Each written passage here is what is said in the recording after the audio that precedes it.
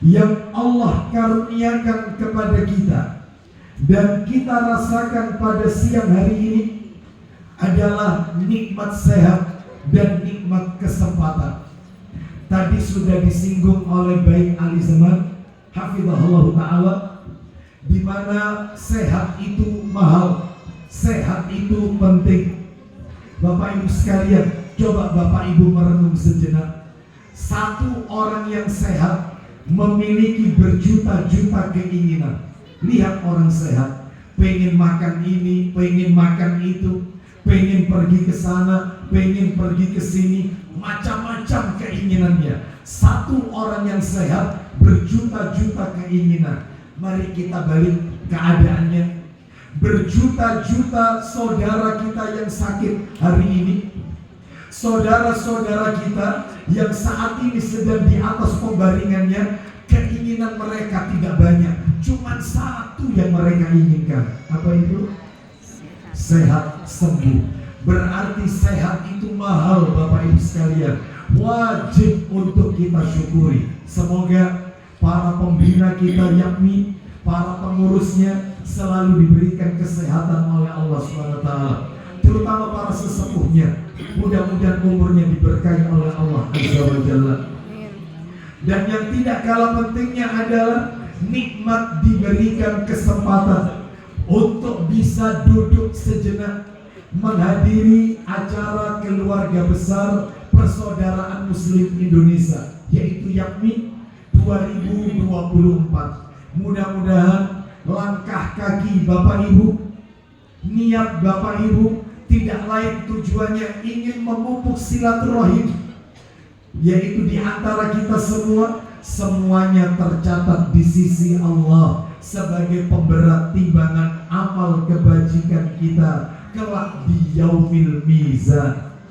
Bapak Ibu kaum muslimin dan muslimah rahimani wa rahimakumullah, tanpa terasa hari ini kita sudah memasuki 19 Syawal 1445 Hijriah. Itu artinya Ramadan bulan yang penuh dengan keberkahan, Ramadan bulan yang penuh dengan rahmat, Ramadan bulan yang penuh dengan ampunan, Ramadan yang di dalamnya terdapat pembebasan api neraka, Ramadan di mana pintu surga dibuka, pintu neraka ditutup, syaitan-syaitan dibelenggu. Bulan itu telah berpisah meninggalkan kita. Semoga seluruh amal-amal ketaatan yang kita lakukan di bulan Ramadan kemarin, kelak di hari kiamat menjadi saksi di hadapan Allah, dan Allah ampuni semua dosa-dosa kita. Sebagaimana Rasulullah Sallallahu Alaihi Wasallam, beliau pernah bersabda dalam riwayat Muslim, as-salawatul khamsu, salat yang 5 waktu, maksudnya subuh ke zuhur, zuhur ke asar, asar ke maghrib, maghrib ke isya, begitu seterusnya. Wal jum'atu ilal jum'ati, dari Jumat pekan yang lalu ke Jumat pekan ini, Jumat pekan ini ke Jumat pekan berikutnya, begitu seterusnya. Wa Ramadhanu ila Ramadhana, Ramadan tahun yang lalu ke Ramadan tahun ini, Ramadan tahun ini ke Ramadan tahun-tahun berikutnya. Mukaffiratun ma bainahunna idajtunibatil kabair, merupakan penghapus dosa di antara keduanya selama dia menjauhi dosa-dosa besar. Kita berdoa semoga Allah ampuni dosa-dosa kita. Amin. Sebagaimana Allah Ta'ala berfirman dalam Al-Quran surat Hud, surat yang ke-11 ayat yang ke-114, dalam penggalan ayat Allah berfirman, innal hasanati yudhibnas sayyiat, sesungguhnya kebajikan-kebajikan itu dapat menghapus dosa, kesalahan yang pernah kita lakukan. Tarawih kita, qiyamul lail kita, zakat fitrah kita, puasa kita, bacaan Al-Quran kita, semoga menjadi peluntur dosa yang pernah kita lakukan. Bapak Ibu sekalian, rahimani wa rahimakumullah. Oleh karena itu, bagi saudara-saudara kita yang Ramadan kemarin mereka habiskan waktunya untuk beribadah kepada Allah, semoga Allah berikan kesempatan pada Ramadan tahun berikutnya untuk beribadah lebih optimal lagi. Mudah-mudahan Ramadan kemarin bukanlah Ramadan yang terakhir bagi kita, tetapi Allah masih memberikan kesempatan kepada kita untuk menikmati indahnya Lailatul Qadar di masa-masa yang akan datang. Adapun bagi saudara kita yang tahun ini tidak bisa Ramadan dan beridul fitri bersama kita, tidak bersama kita dalam berhalal bihalal, mereka telah wafat mendahului kita. Semoga kematian mereka, termasuk para pendiri yakni, mudah-mudahan tercatat sebagai kematian husnul khatimah. Semoga Allah ampuni dosa-dosa mereka, Allah lapangkan kubur mereka, dan di akhirat Allah mencatat mereka sebagai penduduk surganya Allah Azza wa Jalla. Semoga bukan hanya di dunia Allah pertemukan kita dengan mereka, tetapi sampai di surga Allah pertemukan kita dengan mereka yang kekal dan abadi. Bapak Ibu kaum muslimin dan muslimah rahimani wa rahimakumullah, hari ini untuk yang kesekian kalinya saya diminta di dapur untuk menyampaikan tausiah singkat terkait halal bil halal keluarga besar Yayasan Persaudaraan Muslim Indonesia. Saya sudah bilang sama Baik Taslim, baik Bu, ya jangan saya, masih banyak penceramah yang lain. Apa tidak gantian yang lain saja? Apa jamaah yang ini tidak bosan?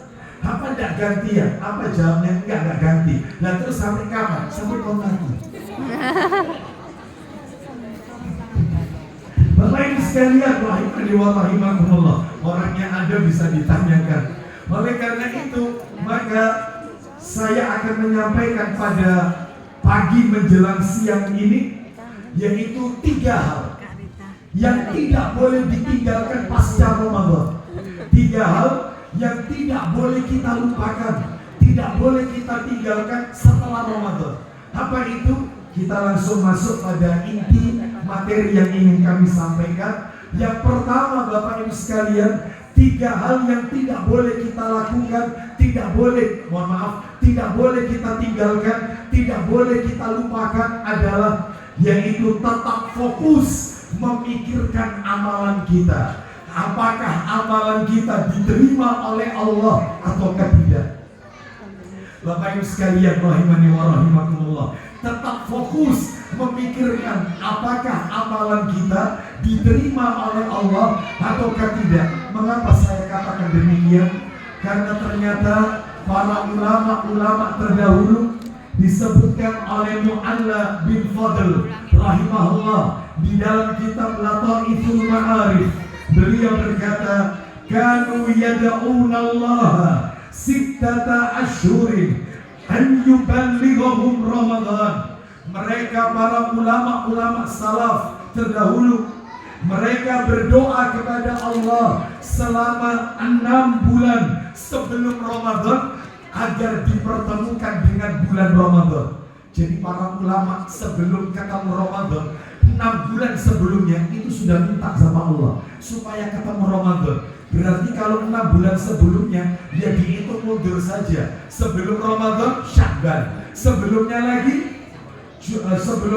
adalah Rajab, sebelumnya lagi Jumadil Tsani, sebelumnya lagi Jumadil Awal, sebelumnya Jumadil Ula, sebelumnya lagi Rabiul Akhir, sebelumnya lagi Rabiul Awal. Jadi mulai Rabiul Awal mereka sudah minta kepada Allah, ya Allah pertemukan saya dengan Ramadan di tahun ini. Masya Allah. Belum kelar kata ulama berikutnya, summa yad'una sittata ashhurin an yataqabbalahu minhum, dan mereka berdoa kepada Allah 6 bulan setelah Ramadan, 6 bulan setelah Ramadan agar amalan mereka diterima oleh Allah. Kalau 6 bulan setelah Ramadan, kalau kita hitung maju ke depan, berarti Syawal, Zulqa'dah, Zulhijjah, Muharram, Safar, Rabiul Awal, ketemu di sini lagi. Ketemu, mereka minta kepada Allah, ya Allah, tarawih saya terima ya Allah. Bacaan Quran saya kemarin Ramadan, terimalah ya Allah. Sedekah saya, zakat saya Ramadan kemarin, terima ya Allah. Itu 6 bulan.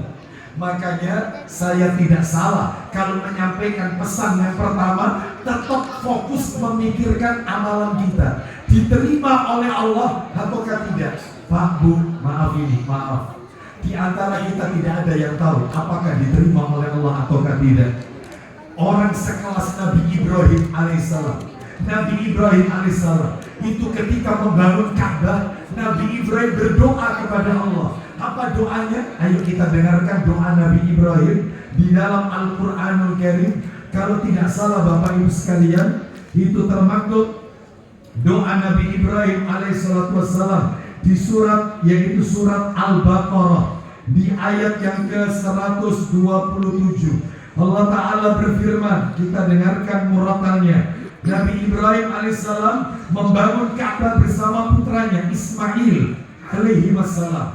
Allah Ta'ala berfirman,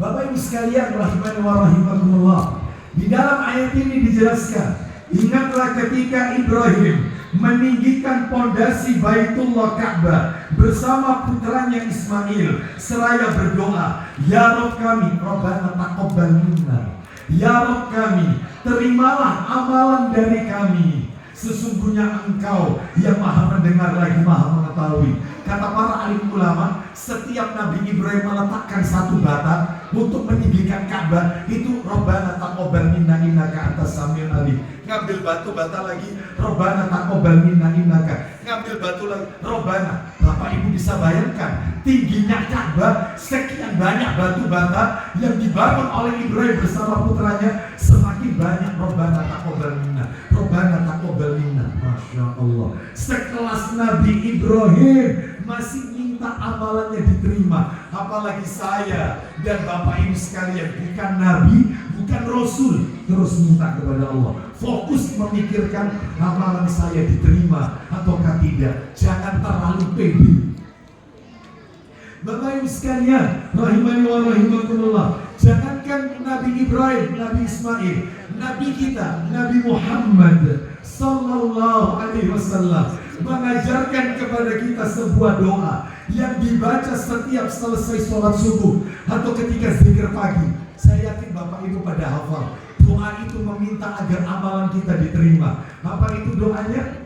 Doanya adalah Allahumma inni as'aluka. Gimana doanya? Yang bisa berangkat umrah, yang bisa berangkat umrah, ya, yang mengumrahkan yakni dengan syarat orang itu sudah terdaftar di travel itu, dengan syarat yakni cuma melepaskan saja. Bapak Ibu sekalian, gimana doanya setelah sholat subuh? Allahumma inni as'aluka ilman nafi'an wa rizqan thayyiban wa amalan mutaqabbalan.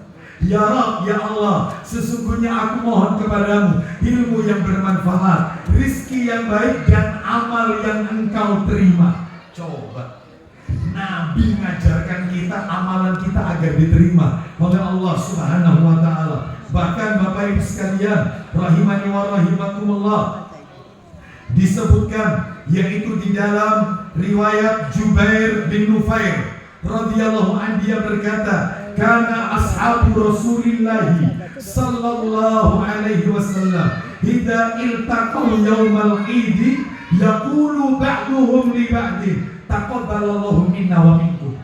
Coba, apa artinya? Seluruh sahabat Nabi, seluruh para sahabat Nabi, kalau sudah hari Idul Fitri, Idul Adha, setiap mereka kalau berjumpa dengan saudaranya, mereka saling mengucapkan taqabbalallahu minna wa minka atau minna wa minkum. Semoga Allah menerima amalan kami dan amalan kalian. Jadi Bapak Ibu kalau tadi datang, saya disambut taqabbalallahu minna wa minkum. Saudara kita yang taqabbal, itu perbuatannya sahabat-sahabat Nabi ridwanullah alaihim ajmain, dan ini ucapan yang disyariatkan. Ya, Oleh karena itu, setiap kita pasti ingin amalan kita diterima oleh Allah. Semoga amalan kita Ramadan kemarin semuanya diterima dan diridhoi oleh Allah Subhanahu wa ta'ala. Jadi ini yang pertama ya, fokus memikirkan amalan kita, apakah diterima oleh Allah ataukah tidak. Itu satu. Yang kedua, dari 3 hal yang tidak boleh dilupakan, tidak boleh ditinggalkan pasca Ramadan. Yang kedua adalah, Pak, Bu, maaf, yang namanya perjuangan Ramadan belum selesai. Yang namanya ibadah tidak mengenal garis finish. Ibadah itu bukan hanya di Ramadan saja. Makanya kata para alim ulama, kunu rabbaniyin wala takunu ramadhaniyin.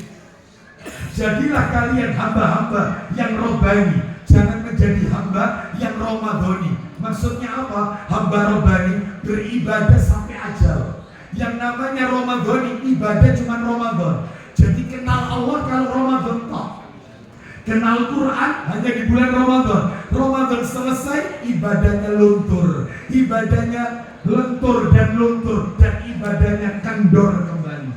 Ramadan 5 waktu berjamaah di masjid. Setelah Ramadan, dia sudah tidak melihat masjid lagi. Sandalnya tidak terlihat di masjid. Makanya Bapak Ibu sekalian, rahimani wa rahimakumullah, banyak orang-orang seperti ini. Kata para alim ulama, bi'sal qaumu la ya'rifunallaha haqqan illa fi syahri Ramadan. Sungguh buruk mereka-mereka yang tidak mengenal Allah kecuali di bulan Ramadan saja. Makanya melalui panggung ini saya ingin mengingatkan kepada diri saya, keluarga saya, dan seluruh para jamaah sekalian, keluarga besar YAMI, yang namanya ibadah tidak mengenal garis finish. Finishnya ibadah maut ajal.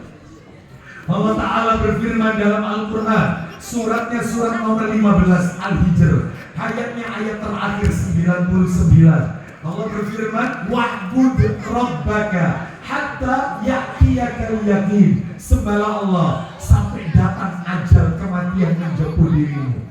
Saya yakin Bapak Ibu pasti bertanya, Ustaz, orang itu kalau ibadah terus, orang itu kalau sholat terus puasa terus, kan lama-lama ya capek. Apa nggak ada kita istirahat, rehat? Apa nggak ada? Nggak ada. Imam Ahmad bin Hanbal rahimahullah, beliau pernah ditanya oleh muridnya, ya Imam, mata yajidul abdu ta'mar raha. Wahai Imam, kapan seseorang itu bisa merasakan kenikmatan, kenyamanan, ketenangan, rehat, istirahat? Itu kapan? Maka Imam Ahmad bin Hanbal rahimahullah menjawab, hinda awali qadamin yadauha fil jannah. Tatkala kakimu pertama kali masuk surga, itulah istirahat yang sebenarnya. Karena di surga tidak perlu capek-capek puasa. Di surga tidak perlu sholat tahajud. Di surga tidak perlu kita membaca Al-Quran, berletih-letih ibadah. Surga tempatnya menikmati hasil dari apa yang kita kerjakan, ibadah semasa di dunia. Maka selama kita belum meninggal, nggak ada yang namanya istirahat. Ustaz, insya Allah minggu ini saya tidak sholat Ustaz. Mungkin mulai bulan depan mungkin sholat. Nggak bisa. Yang namanya ibadah tidak mengenal garis finish. Ya, apalagi maaf. Apalagi umur kita ada di tangan Allah Azza wa Jalla. Apalagi Nabi sudah menyampaikan kepada kita, riwayat Ibnu Majah. Apa kata Nabi? Nabi bersabda, a'marul ummati ma baina sittina ila sab'in wa aqalluhum man yajuzu dzalik. Umur umatku antara 60 sampai 70 tahun. Yang lebih dari 70 tahun sangatlah sedikit, minoritas. Dan kalau kita cocokkan betul, Nabi wafat 63. Loh, antara 60 sampai 70. Abu Bakar As-Siddiq radhiyallahu anhu 63. Umar bin Khattab radhiyallahu anhu, sahabat Nabi 63. Istri Nabi Zainab binti Jahsy radhiyallahu anha 57. Khadijah, istri pertama Nabi, Khadijah binti Khuwailid radhiyallahu anha, meninggal usia 65. Aisyah radhiyallahu anha, putrinya Abu Bakar, istri Nabi 63. Yang paling lama istri Nabi meninggalnya cuma Ummu Salamah. Ummu Salamah 90 tahun wafat. Jadi intinya mayoritas umat Nabi ini 60 sampai 70 tahun rata-rata itu. Saya mau tanya, coba yang sudah kepala 6 angkat tangan. Umur 60 angkat tangan. Siap-siap. Yang namanya umur tidak mengenal tua.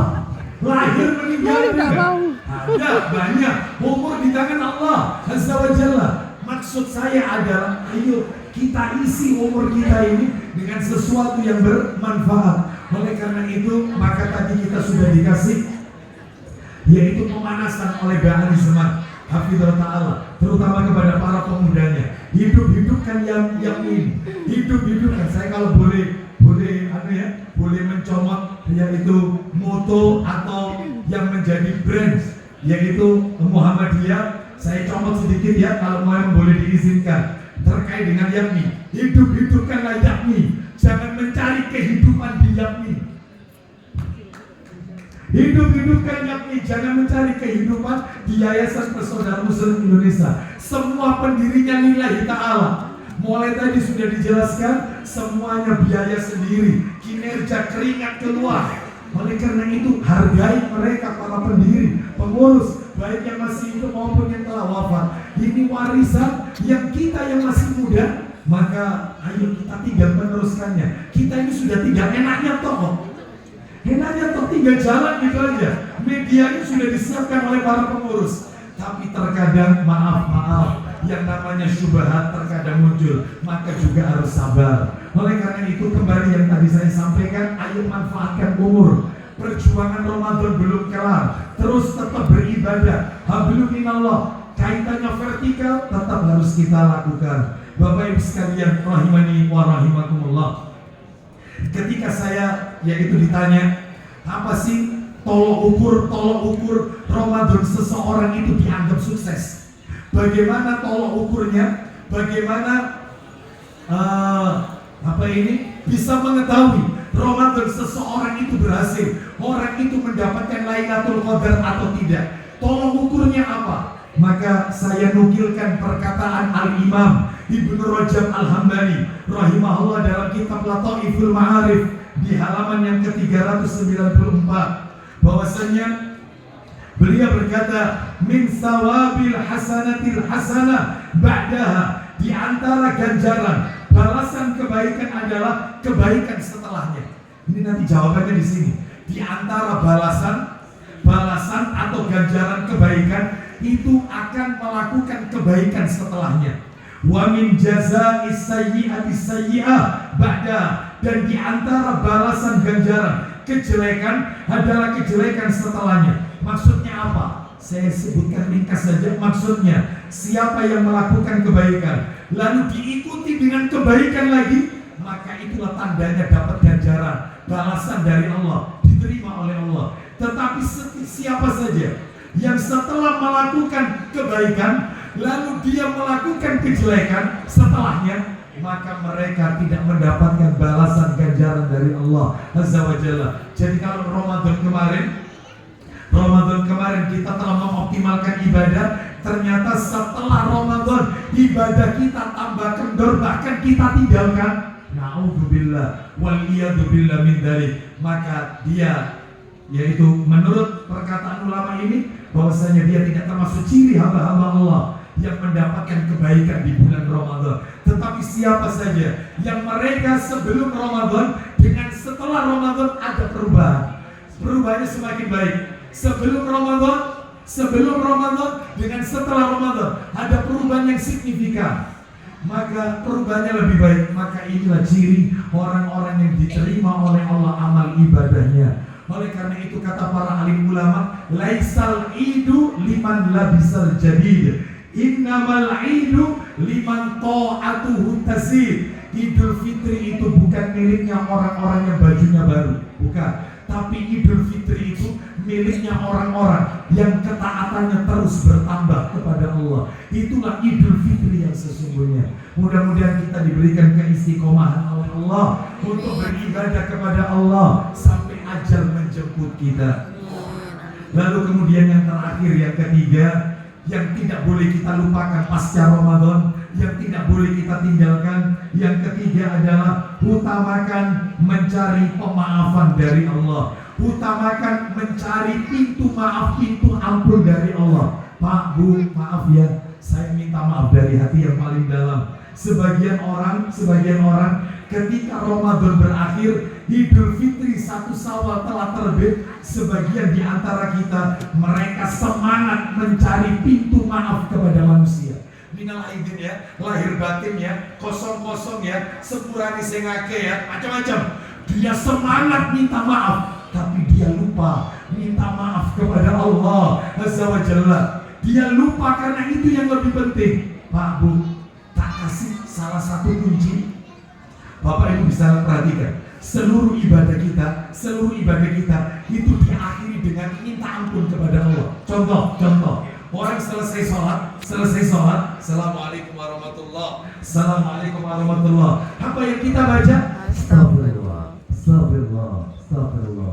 Aku minta ampun kepadamu ya Allah. Aku minta ampun. Habis ibadah. Contoh zakat, contoh puasa. Lihat puasa Ramadan. Bapak Ibu lihat Ramadan sebulan penuh kan? Saya mau tanya, di bulan Ramadan Nabi ngajarkan kita doa Allahumma innaka afuwun tuhibbul afwa fa'fu anni. Itu dibaca saat kapan? Lailatul Qadar. 10 hari, saya tanya, 10 hari pertama, yang tengah atau yang terakhir? Akhir. Ternyata Ramadan mau ditutup Allahumma innaka afuwun. Bukan di awal Ramadan, bukan di akhir Ramadan. Haji. Bapak Ibu bisa cek ya, Al-Baqarah 199 ayatnya. Al-Baqarah 199. Orang kalau habis wukuf di Arafah 9 Zulhijjah, itu katanya Allah, mintalah ampun kepada Allah. Semua ibadah ditutup minta maaf kepada Allah, minta ampun. Tapi orang sekarang tidak. Idul Fitri dia lupa mencari pintu maaf dari Allah, tetapi dia semangat minta maaf kepada manusia. Oleh karena itu saya mengajak Bapak Ibu sekalian, ayo selain kita berhalal bersalaman tangan, nah lalu kemudian kita memaafkan, maka kita juga harus tentunya yang paling utama meminta maaf, meminta ampun kepada Allah Subhanahu wa ta'ala atas apa yang kita lakukan, khilaf yang pernah kita kerjakan. Wallahu a'lam bishawab. Mungkin itu yang bisa kami sampaikan. Dan terakhir mungkin nasihat saya, pesan saya mungkin sedikit, yaitu untuk keluarga besar YAPMI. Mohon maaf, saya Bapak Ibu sekalian, mungkin tolong saya diingatkan ya, barangkali saya salah, tolong saya diingatkan. Saya betul-betul tahu satu persatu siapa pengurus YAPMI, siapa